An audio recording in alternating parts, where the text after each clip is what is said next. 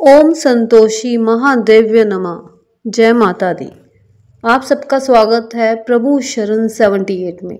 आज हम करने जा रहे हैं शुक्रवार व्रत कथा, जो कि माँ संतोषी माता के व्रत के लिए की जाती है। इस व्रत को करने वाला भक्त कथा कहते और सुनते समय हाथ में गुड़ और भुने हुए चने रखें। सुनने वाला संतोषी माता की जय, संतोषी माता की जय मुख से बोलते जाएं। कथा समाप्त होने पर हाथ का गुड़ चना गौ माता को खिला दें। कलश में रखा हुआ गुड़ चना सबको प्रसाद के रूप में बांट दें। कथा से पहले कलश को जल से भर लें। उसके ऊपर गुड़ चने से भरा हुआ कटोरा रख दें। कथा समाप्त होने और आरती होने के बाद कलश के जल को घर में सब जगह छिड़के और बचा हुआ जल तुलसी जी की क्यारी में डाल दें। व्रत के उद्यापन में 2.5 सेर खाजा, मोमनदार पूड़ी, खीर, चने का शाक नैवेद्य रखें। घी का दीपक जलाकर संतोषी माता की जय जयकारा बोल नारियल फोड़ें। इस दिन घर में कोई खटाई ना खावें और ना आप खाएं और ना किसी दूसरे को खाने दें। इस दिन 8 लड़कों को भोजन कराएं। देवर जेठ घर के कुटुंब के लड़के मिलते हों तो दूसरों को ना बुलाएं। कुटुंब में ना मिले तो ब्राह्मणों के रिश्तेदारों या पड़ोसियों के लड़के बुला लें। उन्हें खटाई की कोई वस्तु ना दें तथा भोजन कराकर यथाशक्ति दक्षिणा दें। तो चलिए कथा प्रारंभ करते हैं। बोलो संतोषी माता की जय। एक बुढ़िया थी और उसके 7 पुत्र थे। 6 कमाने वाले थे और एक निकम्मा था। बुढ़िया माँ 6 पुत्रों की रसोई बनाती, भोजन कराती और पीछे से जो कुछ भी बच जाता वह 7वें को दे देती। परंतु वह बड़ा भोला था, मन में कुछ विचार नहीं करता था। एक दिन अपनी बहू से बोला, देखो मेरी माता का मुझ पर कितना प्यार है। वह बोली, क्यों नहीं, सबका जूठा बचा हुआ तुमको जो खिलाती हैं। वह बोला, भला ऐसा भी कहीं हो सकता है? मैं जब तक आंखों से ना देखूं मान नहीं सकता। तो बहू ने हंसकर कहा, तुम खुद देख लोगे तो मानोगे। कुछ दिन बाद बड़ा त्योहार आया। घर में 7 प्रकार के भोजन और चूरमा के लड्डू बने। वह जांचने को सिर दर्द का बहाना कर पतला कपड़ा सिर पर ओढ़कर रसोई घर में सो गया और कपड़े में से सब देखता रहा। 6 भाई भोजन करने आए। उसने देखा माँ ने उनके लिए सुंदर सुंदर आसन बिछाए हैं, 7 प्रकार की रसोई परोसी है। वह आग्रह करके जिमाती है और वह देखता रहा। 6 भाई भोजन कर उठे तब माता ने उनकी जूठी थालियों में से लड्डुओं के टुकड़े को उठाया और एक लड्डू बनाया। जूठन साफ कर बुढ़िया माँ ने पुकारा, उठो बेटा, 6 भाई भोजन कर गए, अब तू ही बाकी है, उठ ना, कब खाएगा? वह कहने लगा, माँ मुझे भोजन नहीं करना, मैं परदेश जा रहा हूँ। माता ने कहा, कल जाता तो आज ही जा। वह बोला, हाँ हाँ आज ही जा रहा हूँ। ये कहकर वह घर से निकल गया। चलते समय बहू की याद आई। वह गौशाला में उपले थाप रही थी। वहीं जाकर उससे बोला, हम जावें परदेश को, आवेंगे कुछ काल, तुम रहियो संतोष से धर्म आपनो पाल। वह बोली, जाओ पिया आनंद से हमरू सोच हटाए, राम भरोसे हम रहें ईश्वर तुम्हें सहाय। देख निशानी आपकी देख धरूं मैं धीर, सुधी हमरी मति विसारियो रखियो मन गंभीर। वह बोला, मेरे पास तो कुछ नहीं, ये अंगूठी है सो ले और अपनी कुछ निशानी मुझे दे। वह बोली, मेरे पास क्या है, ये गोबर भरा हाथ है। ये कहकर उसकी पीठ में गोबर के हाथ की थाप मार दी और वह चल दिया। चलते चलते दूर देश में पहुंचा। वहां पर एक साहूकार की दुकान थी। वहां जाकर कहने लगा, भाई मुझे नौकरी पर रख लो। साहूकार को ज़रूरत थी सो उसने उस लड़के को रख लिया। साहूकार ने कहा, काम देखकर दाम मिलेंगे। साहूकार की नौकरी मिली और वह सवेरे 7 बजे से रात तक नौकरी बजाने लगा। कुछ दिनों में दुकान का सारा लेन देन, हिसाब किताब, ग्राहकों को माल बेचना, सारा काम करने लगा। साहूकार के 7-8 नौकर थे। वे सब चक्कर खाने लगे कि ये तो बहुत होशियार बन गया है। सेठ ने भी काम देखा और 3 महीने में उसे आधे मुनाफे का साझीदार बना लिया। वह 12 वर्ष में ही नामी सेठ बन गया और मालिक सारा कारोबार उस पर छोड़कर बाहर चला गया। अब बहू पर क्या बीती सो सुनो। सास ससुर उसे दुख देने लगे, सारी गृहस्थी का काम करके उसे लकड़ी लेने जंगल में भेजते। इस बीच घर की रोटियों के आटे से जो भूसी निकलती उसकी रोटी बनाकर रख दी जाती और फूटे नारियल के खोपरे में पानी।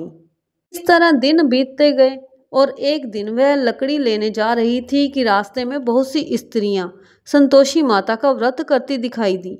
वह वहां खड़ी हो कथा सुनकर बोली, बहनों, ये तुम किस देवता का व्रत करती हो और इसके करने से क्या फल मिलता है? इस व्रत के करने की क्या विधि है? यदि तुम अपने व्रत का विधान मुझे समझाकर कहोगी तो मैं तुम्हारा एहसान मानूंगी। तब उनमें से एक स्त्री बोली कि सुनो, ये संतोषी माता का व्रत है। इसके करने से निर्धनता, दरिद्रता का नाश होता है और घर में लक्ष्मी आती है। मन की चिंताएं दूर होती हैं और घर में सुख होने से मन को प्रसन्नता और शांति मिलती है। निपुत्र को पुत्र मिलता है और प्रीतम बाहर गया हो तो जल्दी आता है। कंवारी कन्या को मनपसंद वर मिल जाता है। इस तरह घर में धन जमा हो, पैसा जायदाद का लाभ हो, रोग दूर हो जावे तथा और जो कुछ मन में कामना हो वह सब इस संतोषी माता की कृपा से पूरी हो जाती है। इसमें कोई संदेह नहीं। वह पूछने लगी, ये व्रत कैसे किया जाता है, ये भी बताओ तो बड़ी कृपा होगी। स्त्री कहने लगी कि 1.25 रुपये का गुड़ चना लेना, इच्छा हो तो 5.25 रुपये का लेना या 11.25 रुपये का भी सहूलियत अनुसार ले सकते हैं। बिना परेशानी, श्रद्धा और प्रेम से जितना बन सके सवाया लेना। हर शुक्रवार को निराहार रहकर कथा कहना सुनना, इसके बीच क्रम टूटे नहीं। लगातार नियम पालन करना। सुनने वाला कोई ना मिले तो घी का दीपक जला उसके आगे जल के पात्र को रखकर कथा कहना, परंतु नियम न टूटे। जब तक कार्य सिद्ध ना हो नियम पालन करना और कार्य सिद्ध हो जाने पर ही व्रत का उद्यापन करना। 3 मास में माता फल पूरा करती है।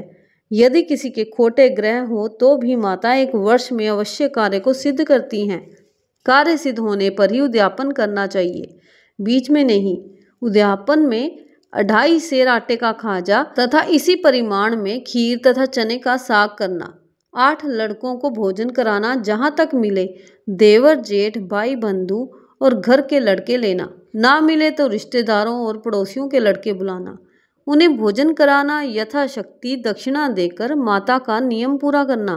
उस दिन घर में कोई खटाई ना खावे। ये सुनकर बुढ़िया के लड़के की बहू चल दी। रास्ते में लकड़ी के बोझ को बेच दिया और उन पैसों से गुड़ चना ले माता के व्रत की तैयारी कर आगे चली और सामने मंदिर देख पूछने लगी, ये मंदिर किसका है? सब कहने लगे, संतोषी माता का मंदिर है। ये सुन माता के मंदिर में जा माता के चरणों में लेटने लगी। दीन हो कर विनती करने लगी, माँ, मैं निपट मूर्ख हूँ, व्रत के नियम कुछ नहीं जानती, मैं बहुत दुखी हूँ। हे माता जगजननी, मेरा दुख दूर कर, मैं तेरी शरण में हूँ। माता को दया आई और एक शुक्रवार बीता कि दूसरे शुक्रवार को ही इसके पति का पत्र आया और तीसरे को उसका भेजा हुआ पैसा भी आ पहुंचा। ये देख जेठानी मुंह सिकोड़ने लगी, इतने दिनों में पैसा आया, इसमें क्या बड़ाई है? लड़के ताने देने लगे। काकी के पास अब पत्र आने लगा। बेचारी सरलता से कहती, भैया, पत्र आवे रुपया आवे तो हम सबके लिए अच्छा है। ऐसा कहकर आंखों में आंसू भरकर संतोषी माता के मंदिर में आ मातेश्वरी के चरणों में गिरकर रोने लगी। माँ, मैंने तुमसे पैसा नहीं मांगा, मुझे पैसे से क्या काम है? मुझे तो अपने सुहाग से काम है। मैं तो अपने स्वामी के दर्शन और सेवा मांगती हूँ। तब माता ने प्रसन्न होकर कहा, जा बेटी, तेरा स्वामी आएगा। ये सुनकर खुशी से बावली हो घर में जा काम करने लगी। अब संतोषी माँ विचार करने लगी, इस भोली पुत्री से मैंने कह तो दिया तेरा पति आवेगा, पर आवेगा कहाँ से? वह तो स्वप्न में भी इसे याद नहीं करता। उसे याद दिलाने के लिए मुझे ही जाना पड़ेगा। तो माँ ने उसके पति के स्वप्न में आकर बोला कि भोले पुत्र, तेरी स्त्री घोर कष्ट उठा रही है। माँ बाप उसे दुख दे रहे हैं। वह तेरे लिए तरस रही है और तू उसकी सुधि ले। वह बोला, हाँ माता, ये तो मुझे मालूम है, परंतु मैं जाऊँ तो जाऊँ कैसे? परदेश की बात है, लेन देन का कोई हिसाब नहीं, कोई जाने का रास्ता नजर नहीं आता, कैसे चला जाऊं। माँ कहने लगी, मेरी बात मान, सवेरे नहा धोकर संतोषी माता का नाम ले, घी का दीपक जला, दंडवत कर दुकान पर जा बैठना। देखते ही देखते तेरा लेन देन सब चुक जाएगा, जमा माल बिक जाएगा, सांझ होते होते धन का ढेर लग जाएगा। सवेरे बहुत जल्दी उठकर उसने ऐसा ही किया। थोड़ी देर में वह क्या देखता है कि देने वाला रुपया लाए, लेने वाले हिसाब लेने लगे। कोठे से भरे सामानों के खरीदार नकद दाम में सौदा करने लगे। शाम तक धन का ढेर लग गया। माता का चमत्कार देख प्रसन्न हो मन में माता का नाम ले, घर ले जाने के वास्ते गहना कपड़ा खरीदने लगा और वहाँ के काम से निपटकर वह घर को रवाना हुआ। वहाँ बहू बेचारी जंगल में लकड़ी लेने आ जाती है, लौटते वक्त माँ के मंदिर पर विश्राम करती है। वह तो उसका रोजाना रुकने का स्थान था। दूर से धूल उड़ती देख वह माता से पूछती है, हे माता, ये धूल कैसी उड़ रही है। माँ कहती है, हे पुत्री, तेरा पति आ रहा है, अब तू ऐसा कर, लकड़ियों के 3 बोझ बना ले, एक नदी किनारे रख, दूसरा मेरे मंदिर पर और तीसरा अपने सिर पर रख। तेरे पति को लकड़ी का गट्ठा देखकर मोह पैदा होगा, वह वहाँ रुकेगा, नाश्ता पानी बनाकर खाकर माँ से मिलने जाएगा। तब तू लकड़ियों का बोझ उठाकर घर जाना और बीच चौक से में गड्ढा डालकर 3 आवाज़ें जोर जोर से लगाना, लो सासू जी, लकड़ियों का गट्ठा लो, भूसी की रोटी दो और नारियल के खोपरे में पानी दो। आज कौन मेहमान आया है।